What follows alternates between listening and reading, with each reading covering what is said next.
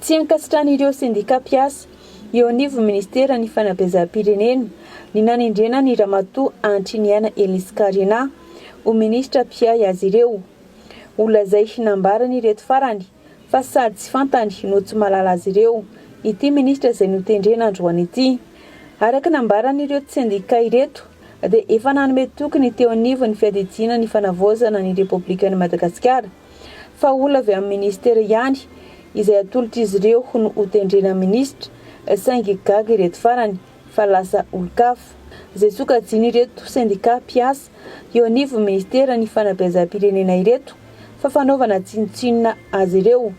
indrindra moa fa ny fitakiana izay nataon'ny sindika. Manoloana ny fanendrena ny mpikambana eo anivon'ny gouvernemanta dia maneho izay mpanabe manerana ny Madagasikara raha vokatry ny fampiresana tamin'ny solon-tenam-panjakana izay tonga tety nangataka tolotr'olona avy aminay mpanabe dia matsiaro no fitahana no hitsakitsahana ny zonay no hitsakitsahana ny maizay anay eto anivony tany sy ny firenena satria nahoana saina nanolotra olona izay ho ministra nomena fampanantenana fa tsy maintsy ray amin'ny tolotr'olona nataonay tamin'ny zoma izay teo anivon'ny lapam-panjakana Iavlonina naterana azy no tsy maintsy ho ministra. Gaga zay androany vaka ny saina voaopa mihitsy zay ary voafotipotitra satria hoe tsy maintsy ray kanefa le olona voatendry sady tsy fantatray ny tsona tolotray ny tsy mahafantatra anay zay koa tsy mahalala azy raha teo. Noho izany ho anay eto anivon'ny ministera dia milaza zay fa mitoy ny tolona anay satria sady tsy nenony zay fa miverina mitantara teo aloha mifamitapitaka mifandaingalaingy mifametsifetsy no atao eto mitoy ny fitakiana ataon'ny mpanabe akoatra ny tombotsoan'ny mpanabe dia ny fitantanana ny ministera tsy nitondra tombotsoa anay hatramin'izay ny parasutazana ministra na ny fahatongavana ministra avany amin'ny Geneviny tany efa nisy teto ny dokotera efa nisy teto ny mpampianatra avy amin'ny menship io ndray fa averina kanefa fahoriana ny netin'ireo teo ny ministera anay dia tsy maintsy avato amin'ny menina ihany ny ministra notadiavinay na tonga anay ny foka lacrymogène hatreny akanja mandraka androany menina ho an'ny menina zay ny teny filamatry ny hetsika teto menina ho an'ny menina izany hoe ministera ny fanabeazam-pirenena entiny ny mpampianatra eto anivon'ny ministera ny fanabeazam-pirenena. Nilaza hotsivona iara-iasa amin'ny olona tsy avy amin'ny ministera ireto sindika mpiasa eo anivo ministera ny fanabeazam-pirenena ireto. Noho izany dia mitony tolona Rapitsoalaroby ka hikantona avokoa ireo sekolim-panjakana rehetra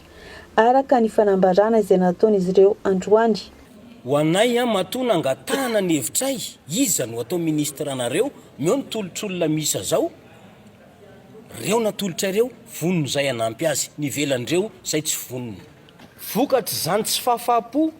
fatsapana favolainga zany miantso ny mpanabe rehetra manerana ny Madagasikara itsika eto Analamanga Rapitsomaraina amin'ny 5 eto tokotany ministera ny fanabeazam-pirenena anosy tongava avokoa satria fiainantsika mpanabe no avintsika ny maitsika no resaka eto ny any amin'ny faritra kosa eny anivon'ny traîne isanisany no manao ny programme mitoy ny tolona amafisina ny tolona tsy mbola nahazo nininitsika na bitikara mikatona avokoa ny sekoly rehetra manerana ny Madagasikara indrindra ny sekoly mpanjakana manerana ny nosy amin'ny 5 rapitso eto amin'ny menina tongava daholo. Zany tsy avelanareo andray ny toerana zany izy raha ohatra hoe ho avy ato. Zay angamba ny tsy niteny hoe tsy avelana andray ny toerany.